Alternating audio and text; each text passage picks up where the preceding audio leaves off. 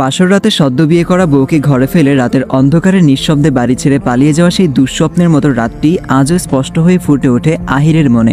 6 বছর পেরিয়ে গেছে, কিন্তু সময়ের স্রোত সেই ক্ষত একটু মুছিয়ে দিতে পারেনি। পুরো নাম আহির ইবনান মীর। আজ এত বছর পর নিজের বাড়িতে গেটের সামনে দাঁড়িয়ে আহির অনুভব করলো তার ভেতরে এক অদ্ভুত অপরাধবোধ আর অভিমানের স্রোত বয়ে যাচ্ছে। এই বাড়ির মানুষগুলো কি তাকে আগের মতো গ্রহণ করবে? তারা কি তাকে ক্ষমা করবে? হঠাৎ পাশ থেকে সালমান বলে উঠল, কিরে আহির, এটাই তো তোর বাড়ি তাই তো? আহির কিছুটা বিভ্রান্ত হয়ে তাকালো সালমানের দিকে। এক মুহূর্ত নীরব থেকে আত্মবিশ্বাসী কণ্ঠে বলল, হ্যাঁ। তাহলে এভাবে থমকে দাঁড়িয়েছিস কেন? যখন সাহস করে এসেইছিস তখন ভেতরে চল, যা হওয়ার হবে। আহির খানিকটা পিছু হটে সালমানের জন্য জায়গা করে দিল। সালমান একদৃষ্টিতে বিশাল মীরমহলের সদর দরজার দিকে তাকিয়ে এগিয়ে গেল। বাড়ির ভেতরে ঢুকতেই এক মধ্যবয়সী মহিলা তীক্ষ্ণ দৃষ্টিতে সালমানের দিকে তাকিয়ে কিছুটা এগিয়ে এসে বললেন, কে আপনি? না বলে বাড়িতে ঢুকে পড়লেন যে? আগে তো কখনো দেখিনি। সালমান হালকা হাসি দিয়ে বলল, আমি এই বাড়িতে প্রথম এলাম। তবে এটাই তো মীরমহল, তাই না? মহিলাটি সন্দেহের দৃষ্টিতে সালমানকে আরও একবার নিরীক্ষণ করলো। তারপর খানিক দূরেই দাঁড়িয়ে থাকা এক পরিচিত নারীর উদ্দেশ্যে চিৎকার করে বললেন, ভাবি জলদি আসো, তোমার পোলা আইছে, দেখা যাও। সালমান হতবাক হয়ে কিছু বলতে যাচ্ছিল, কিন্তু ঠিক তখনই রান্নাঘর থেকে ছুটে এলেন এক মধ্যবয়সী নারী। তার মুখে এক ঝলক উজ্জ্বল হাসি ফুটে উঠেছিল, কিন্তু সালমানের দিকে তাকাতেই সেই হাসি মিলিয়ে গেল। এক মুহূর্তের জন্য নিস্তব্ধতা। তারপর তিনি রমার দিকে ফিরে বললেন, না রমা, ও আহির নয়। ঠিক তখনই দরজার পাশ থেকে এক চিরপরিচিত কণ্ঠ ভেসে এলো, আম্মু। আরিফা বেগম পেছনে ফিরে তাকাতেই দরজার সামনে দাঁড়িয়ে থাকা ছেলেটাকে দেখে এক মুহূর্তের জন্য নিঃশ্বাস নিতে ভুলে গেলেন। চোখের পলকে জমে উঠল বিস্ময়, আবেগ আর দীর্ঘ 6 বছরের অপেক্ষার অশ্রু। চেনা মুখটার দিকে অপলক তাকিয়ে রইলেন তিনি, যেন কোনো স্বপ্ন দেখছেন। কিন্তু এই ছেলেটা কি সত্যিই তার আহির? 6 বছর আগে যে রোগা ছিপছিপে গড়নের জাগরা চুলের কিশোরটাকে দেখেছিলেন, তার বদলে আজ দাঁড়িয়ে আছে প্রায় 6 ফুট লম্বা সুঠাম দেহের এক যুবক। চোখের গভীরে জমে আছে অভিমান, মুখে হালকা দাড়ির রেখা আর কপালে দৃঢ়তার ছাপ। এতটা বদলে গেছে সে, তবুও একজন মা কি তার সন্তানকে চিনতে ভুল করতে পারে? এক মুহূর্ত দেরি না করেই আরিফা বেগম দ্রুত পায়ে ছেলের দিকে এগিয়ে গেলেন। তার চোখের কোণে জমে থাকা অশ্রুরা বাদ মানতে চাইছে না, কিন্তু তবুও কণ্ঠে অগাধ মায়া নিয়ে ফিসফিস করে বললেন, তুই ফিরেছিস আমার আহির, আমার আব্বু। শব্দগুলো যেন আহিরের সমস্ত প্রতিরোধ ভেঙে দিল। এক দীর্ঘশ্বাসে 6 বছরের সব অভিমান, যন্ত্রণা আর একাকিত্ব গলে গেল। পরম মমতায় মায়ের কোমল বুকে মুখ লুকিয়ে আহির শক্ত করে জড়িয়ে ধরল তাকে, যেন এই মুহূর্তটা যে কখনোই আর হারাতে চায় না। মা ছেলের কান্নায় সিক্ত হয়ে উঠল পুরো ঘর, যেন সময়ের সমস্ত দূরত্ব ধুয়ে মুছে গেল তাদের এই নীরব অশ্রুস্ত্রাণে। সকাল ও দুপুরের সংযোগস্থলে ঝিমিয়ে পড়েছে পুরো বাড়ি। রোদ এসে পড়েছে লোহার প্রধান ফটক থেকে ভেতরের উঠান পর্যন্ত, কিন্তু সেই রোদের ভেতরেও একরকম নিস্তব্ধতা ছড়িয়ে আছে, যেন অলস দুপুরের নিঃশব্দ ঘুমে মগ্ন হয়ে আছে মীরমহল। এখন একটি অ্যাড চলবে, আপনারা চাইলে স্কিপ করতে পারেন। ওয়ানেক্স হচ্ছে সবচেয়ে বিশ্বস্ত বুকমেকার, যা পিএসজি এবং সিরিয়া অ্যাপের অফিসিয়াল পার্টনার। খুব শীঘ্রই ইন্ডিয়ান প্রিমিয়ার লিগ শুরু হতে চলেছে এবং এটি সবচেয়ে বড় সুযোগ আপনার প্রিয় দলকে সমর্থন করার। এই অ্যাপে আপনি cricket, football, tennis live match দেখতে এবং তাদের স্কোর ভবিষ্যৎবাণী করে সহজে অর্থ উপার্জন করতে পারবেন। সেই সাথে বিএমডব্লিউ গাড়ি, আইফোন, ল্যাপটপ এবং আরো অনেক নগদ পুরস্কার জেতারও সুযোগ রয়েছে। এই অ্যাপটিতে আপনি crash, crystal, under and over 21 ইত্যাদি গেম খেলে সহজেই আয় করতে পারবেন। আপনি বিকাশ, নগদ, ব্যাংক, ক্রিপ্টো, পেপাল এবং অন্যান্য সহজ পদ্ধতির মাধ্যমে সহজেই আপনার জেতা টাকা তুলতে পারবেন। এখানে আপনি 24 ঘন্টা 7 দিন গ্রাহক সহায়তা পাবেন। তাই এখনই পিন কমেন্টের লিঙ্ক ব্যবহার করে রেজিস্ট্রেশন করুন, অথবা গুগলে ওয়ানেক্স সার্চ করে রেজিস্ট্রেশন করুন। আর হ্যাঁ, রেজিস্ট্রেশনের সময় আমার প্রোমো কোড ওয়ানমারুফ ব্যবহার করে প্রথমবার ডিপোজিটে 20,000 টাকা পর্যন্ত জেতার সুযোগ পান। আরিফা বেগম একবার ঘড়ির দিকে তাকিয়ে নরম গলায় বললেন, উপরের গেস্ট রুমে সালমানকে নিয়ে যা, বিশ্রাম করুক। আমি রুমাকে সব বলে গুছিয়ে দিয়েছি। আহির হালকা মাথা নেড়ে সম্মতি জানায়। তারপর একটু থেমে জিজ্ঞেস করলো, বাড়ির সবাই কোথায় আম্মু? আব্বু, ফুফি আর বাকিরা? তোর আব্বু অফিসে, আর ফুফু ঈশানকে নিয়ে মার্কেটে গেছে, একটু পরই ফিরে আসবে। আর অনন্যা কলেজে গেছে। তবে আরিফা বেগম একটু থামলেন, তারপর মৃদু হাসলেন। তবে আরেকজন উপরেই আছে। আহির কিছু বলল না, ধীরে ধীরে সিঁড়ির দিকে এগিয়ে গেল। প্রতিটি ধাপে তার পায়ের শব্দ গভীর প্রতিধ্বনি তুলে সিঁড়িতে ছড়িয়ে পড়েছে, যেন সময়ের স্রোতে হারিয়ে যাওয়া এক একটি মুহূর্ত আবার ফিরে আসছে তার মনে। এই সিঁড়িগুলো একসময় তার ছোটাছুটিতে প্রাণ ফিরে পেত, হাসির ঝংকারে কেঁপে উঠত দেয়াল। অথচ আজ 6 বছর পর সেই একই সিঁড়ি বেয়ে উঠতে গিয়ে তার মনে পড়ছে পালানো সেই রাতের কথা। কেমন করে সে এই বাড়ি, এই স্মৃতিগুলো পেছনে ফেলে চলে গিয়েছিল। উপরে পৌঁছে গেস্ট রুমের দরজার সামনে এসে দাঁড়ায় আহির। ভেতরের সূর্যের আলো জানালা দিয়ে ঠিকরে পড়েছে, ঘরটা উজ্জ্বল হয়ে আছে। সালমানের দিকে তাকিয়ে সে শান্তস্বরে বলল, তুই এখানেই বিশ্রাম কর। আমি এখনই আসছি। সালমান কিছু বলতে গিয়েও চুপ করে থাকে। আহির দরজা ঠেলে এগিয়ে যায় সামনে। বাড়িটায় মায়ের পাশাপাশি আরেকজন আছেন, যার উপস্থিতি আহিরের জন্য এক বিশেষ অনুভূতি নিয়ে আসে। আহির জানে তিনি এই মুহূর্তে বাড়িতেই আছেন। মায়ের চোখে যে অপরাধবোধের ছায়া দেখেছিল, এখানেও কি সেই একই অনুভূতি অপেক্ষা করছে? এই ভাবনাতেই তার পা কিছুটা স্লথ হয়ে আসে। দরজার সামনে এসে থামে আহির। গভীর শ্বাস নেয়, যেন নিজেকে প্রস্তুত করছে। তারপর ধীরে ধীরে হাত বাড়িয়ে দরজার কপাট ঠেলে ভেতরে ঢোকে। ঘরটা সময়ের ভারে কিছুটা স্নান, কিন্তু এখনকার প্রতিটি জিনিস যেন এক অদৃশ্য স্মৃতির কোলাহলে এখনো মুহরিত। কোনায় রাখা পুরনো কাঠের চৌকির পাশে ছোট্ট একটি আলমারি, জানালার পাশে সেই চেনা চেয়ার, আর সেখানেই বসে আছেন আফিয়া বেগম। বয়সের ভারে দেহ নুয়ে পড়লেও চোখের গভীরে এখনো এক অনড় তেজ রয়েছে। তার আঙ্গুলের মাঝে তসবিহের ধানা ঘুরছে, ঠোঁটের কোণে মৃদু সুরে উচ্চারিত হচ্ছে আল্লাহর নাম। এই ঘর একসময় ছিল বাড়ির প্রাণকেন্দ্র। প্রতিদিন দুপুরে নাতি নাতনির দল ছুটে আসতো দাদির চারপাশে ঘুরঘুর করত। হাসি ঠাট্টায় মুখরিত থাকতো প্রতিটি কোণা। এখন শুধু নিস্তব্ধতা, কেবল স্মৃতির প্রতিধ্বনি বেজে চলে।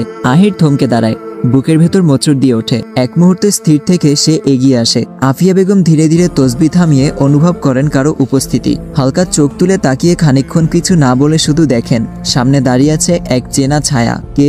কণ্ঠে বিস্ময়ের সাথে একরাশ অনুভূতি। আহির ধীরে ধীরে দাদির সামনে এসে বসে। ঠোঁটের কোণে সেই পুরনো দুষ্টু হাসি। কেমন আছো দাদিমা?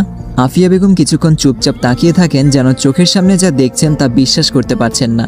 হাতে চশমাটা খুলে আবার ভালো করে পরে চোখ কসলান। আমি কি ঠিক দেখছি? তুই কি আহির? আহির দাদির কাপা হাতে নিজের হাত রাখে, গলায় পুরনো চেনার স্বর। হ্যাঁ বেবি, তুমি ঠিকই দেখেছো। এতদিন পর তোমার সেকেন্ড জামাই ফিরে এসেছে। জামাইকে হাক করবে না, নাকি নতুন কাউকে খুঁজে নিয়েছো? আফিয়া বেগমের ঠোঁট কেঁপে ওঠে।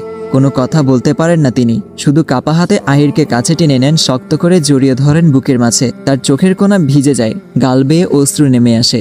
আমার সোনা, আমার দাদু ভাই, তুই সত্যিই ফিরে এসেছিস। এটা কি স্বপ্ন দেখছি নাকি? আহির নরম হেসে দাদির হাত দুটো শক্ত করে ধরে। হ্যাঁ, এটা আমি, তোমার দাদু ভাই। আমাকে চিনতে পারছো না? তুমি কিন্তু বদলে গেছো বেবি। আফিয়া বেগম হাসতে হাসতে চোখের পানি মুছে বলেন, আরে হ্যাঁ, তুই তো আমার একমাত্র দাদু ভাই। কতদিন পর দেখছি তোকে। আহির মৃদু হাসে, দাদির হাতের উষ্ণতায় যেন সব অভিমান ধুয়ে যায়। বাড়িটা, এই ঘর, এই মানুষটা সবকিছু আগের মতোই আছে, শুধু সময়ের ব্যবধানটাই ছিল দীর্ঘ। দাদির ঘর থেকে বেরিয়ে করিডোরে পা রাখতেই আহিরের মনের ভেতর এক অদ্ভুত শূন্যতা নেমে এলো। এক ধরনের অস্বস্তি, যেন কিছু একটা ঠিক নেই। গেস্ট রুমে সালমানকে পাঠানো হয়েছে সেটা তো স্বাভাবিক, কিন্তু আম্মু কেন তাকেও গেস্ট রুমে যেতে বললেন? তার মনে ভেসে উঠল আম্মুর কিছুক্ষণ আগের বলা কথা। তুই যাওয়ার পর তোর বাবা এত রেগে গিয়েছিলেন যে তোর সমস্ত ছবি, তোর ছায়া লেগে থাকা জিনিসপত্র সব পুড়িয়ে ফেলেছে। তিনি বলেছিলেন তুই তার রক্তের সম্পর্কের বিশ্বাস ভেঙেছিস। এই বাড়িতে তোর কোনো জায়গা নেই। আহিরের বুকের ভেতর কেমন যেন মোচড় দিয়ে উঠল। তার ঠোঁটের কোণে এক তিক্ত হাসি ফুটে উঠল। রউফ মির কি আমার ঘরটা এই বাড়ি থেকে আলাদা করে দিয়েছে নাকি? ধীরে ধীরে পায়ের ভার বাড়িয়ে এগিয়ে গেল নিজের ঘরের দিকে। দরজার সামনে এসে কিছুক্ষণ থমকে দাঁড়ালো। হাতটা ধীরে ধীরে দরজার দিকে বাড়ালো, যেন তার ভেতরে এক অজানা শঙ্কা কাজ করছে। গভীর নিঃশ্বাস নিয়ে দরজা ঠেলে সে ভেতরে ঢুকলো। আর ঢুকতেই এক অদ্ভুত অনুভূতির ঢেউ এসে তার হৃদয় ছুঁয়ে গেল। এইটা তো তার ঘর, তার শৈশব আর কৈশোরের সমস্ত স্মৃতির সঙ্গে জড়িয়ে থাকা ছোট্ট এক দুনিয়া। এখানেই কেটেছে তার কত রাত, যেখানে একসময় ছিল তার অস্তিত্বের ছাপ, তার শৈশবের উচ্ছ্বাস, তার একাকিত্বের সাক্ষী থাকা সেই পরিচিত দেওয়াল। কিন্তু আজ এখানে দাঁড়িয়ে মনে হলো এই ঘরটা আগের মতো নেই। ঘরটা আগের চেয়েও বেশি গোছানো। প্রতিটি কোণে এমন এক যত্নের স্পর্শ লেগে আছে, যেন এখানে নিয়মিত কেউ থাকে। পরিপাটি বিছানা, দেয়ালে ঝুলে থাকা কয়েকটি আর্টিফিশিয়াল ফুল, শুকনো হাতে আঁকা পেইন্টিং, বিশাল বুক সেলফে সাজানো বই আর ছোট ছোট শোপিস, সব মিলিয়ে ঘরটা যেন নতুন করে সাজানো হয়েছে, নতুন কারো উপস্থিতির জন্য। আহির কিছুক্ষণ স্থির হয়ে দাঁড়িয়ে চারপাশে তাকালো। তার মনে প্রশ্ন জাগলো, কে থাকে এই ঘরে? তবে কি এই ঘর এখন অনন্যার? আহির নিজের ভাবনায় গোলকধাঁধায় ডুবে গিয়েছিল, কিন্তু হঠাৎ করে এক মিষ্টি হাসির শব্দ যেন চারপাশের নীরবতা ভেঙে দিল। সেই হাসি অজান্তেই আহিরের মনকে ছুঁয়ে গেল, আর সে অনুভব করলো পায়ের বাঁধন যেন তাকে জানালার দিকে টেনে নিয়ে যাচ্ছে। আহির ধীরে ধীরে এগিয়ে এসে পর্দা সরিয়ে জানালার নিচে তাকালো, আর তখনই দৃষ্টি আটকে গেল এক অদ্ভুত মোহনীয় দৃশ্যে। বাড়ির বাগানে বসে আছে একটা মেয়ে। তার পরনে সাদা রঙের কুর্তি, গায়ে আলতো করে জড়ানো লাল রঙের ওড়না, যার এক প্রান্ত মাটির ঘাস ছুঁয়ে আছে। মাথার খোলা চুল বাতাসের নরম পরশে দুলছে।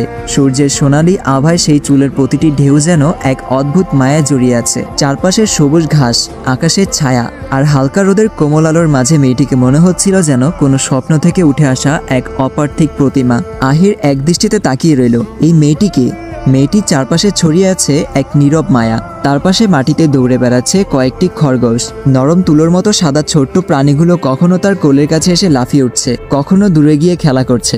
মেয়েটি তাদের দিকে মুগ্ধ চোখে তাকিয়ে কখনো হাসছে, কখনো মৃদুস্বরে কিছু বলছে, যেন তারা তার বহুদিনের সঙ্গী। খরগোশদের নিয়ে তার খুনসুটি, স্নেহমাখা কথাগুলো আর হাসির শব্দে বাগানের বাতাসও যেন সুরলা হয়ে উঠেছে। তার পাশেই নিশ্চিন্তে শুয়ে আছে একটা সাদা বিড়াল। গা এলিয়ে দিয়ে সে চোখ বুজে আছে।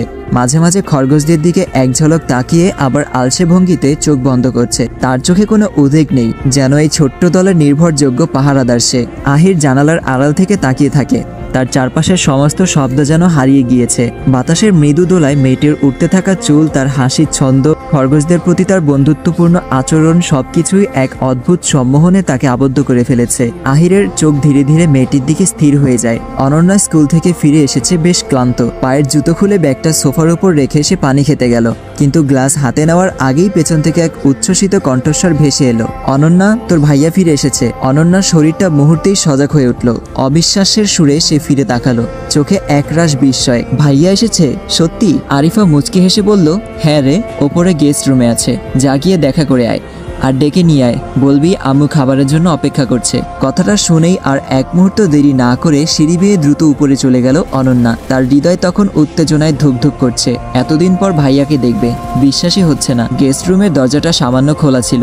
অনন্যা এক পা ভেতরে রেখেই আচমকা থমকে দাঁড়ালো। সামনে দাঁড়িয়ে থাকা ছেলেটাকে সে চেনে না। উঁচু লম্বা, মুখের গড়ন, ফর্সা রং, হালকা লালচে রং করা চুল, চোখে মুখে বিদেশিদের মতো শার্ক এক আকর্ষণ। এ যেন একদম অচেনা কেউ। অনন্যা কিছুক্ষণ হতবাক হয়ে তাকিয়ে থেকে অবিশ্বাসের স্বরে ফিসফিস করে বলে, ভাইয়া, কিন্তু তুমি কি আহির ভাইয়া? অনন্যার কথায় সালমান একটু অবাক হলো। চোখের কোণে হাসি রেখা দেখা দিল। ঠিক তখনই পেছন থেকে পরিচিত কণ্ঠস্বর ভেসে এলো, অনন্যা। অনন্যা মুহূর্তের জন্য নিঃশ্বাস নিতে ভুলে গেল। দ্রুত পেছনে ফিরে তাকাতেই চোখ বিস্ময়ে জ্বলে উঠল। আহির ভাইয়া! অনন্যা হাসি মুখে আহিরকে জড়িয়ে ধরল। এতদিন পর তার ভাইয়া ফিরে এসেছে, যেন হারিয়ে যাওয়া কিছু আবার ফিরে পেয়েছে সে। তুমি কেমন আছো ভাইয়া? জানো তোমাকে কত মিস করেছি। আহির মৃদুস্বরে বলল, আমি ভালো আছি, তবে তুই সত্যি অনেক বড় হয়ে গেছিস। সালমান মুচকি হেসে বলল, আহির, এটা তোর বোন? আহির বলল, কেন, তোর কি মনে হচ্ছে আমার মেয়ে? অনন্যা আহিরের হাত ধরে টানলো, ভাইয়া নিচে চলো, আম্মু তোমাকে খেতে ডাকছে। আহির স্নেহ ভরে ছোট বোনের মাথায় হাত রাখলো। গভীর ভালোবাসায় তার চোখ চিকচিক করলো। চল যাই। সালমান আর আহির সিঁড়ি বেয়ে নামতে নামতে হঠাৎ সালমান প্রশ্ন করলো, আহির, তাকে তো দেখলাম না। আহির একটু বিরক্ত হয়ে ব্রুকুচকে বলল, কাকে? সালমান মুচকি হেসে বলল, তোর বউ, মানে আমাদের ভাবি। আমার চিন্তা হচ্ছে তার আবার বিয়ে হয়ে যায়নি তো? তাহলে তোর কি হবে? থাম, কি সব ফালতু কথা বলছিস? বিয়ে হয়ে বাচ্চা হয়ে গেলেও আমার কিছু যায় আসে না। তুই নিচের দিকে তাকিয়ে হাঁট, নয়তো সোজা ওপর থেকে নিচে চলে যাবি। আহিরের কথায় সালমান এক সেকেন্ডের জন্য চুপ করে গেল, তারপর আবার হাসলো। অনন্যার রাগ গাঢ় হয়ে উঠল। সে ইচ্ছা করেই পেছন থেকে সালমানকে একটু ধাক্কা দিয়ে দিল। সালমান ভারসাম্য হারিয়ে আহিরকে ধরে রাখার চেষ্টা করলো, তবে এতে বিপত্তি আরো বাড়লো। আহির নিজেকে সামলাতে গিয়ে ভারসাম্য হারালো। ঠিক তখনই সিঁড়ি দিয়ে নুহা উপরে উঠছিল। পরিস্থিতি এমনভাবে তৈরি হলো যে আহির এক প্রকার নুহাকে নিয়েই মেঝেতে পড়ে গেল। মাটিতে পড়ার মুহূর্তে আহির তার ডান হাত দিয়ে নুহার মাথাকে আঘাত থেকে বাঁচানোর চেষ্টা করলো। ফলে নুহার মাথা আহিরের হাতের উপর এসে ঠেকলো, আর আহির নিজেই পড়ে গেল নুহার ওপর। কিছু মুহূর্তের জন্য পুরো পরিবেশটা থমকে দাঁড়ালো। নুহা ভয়ে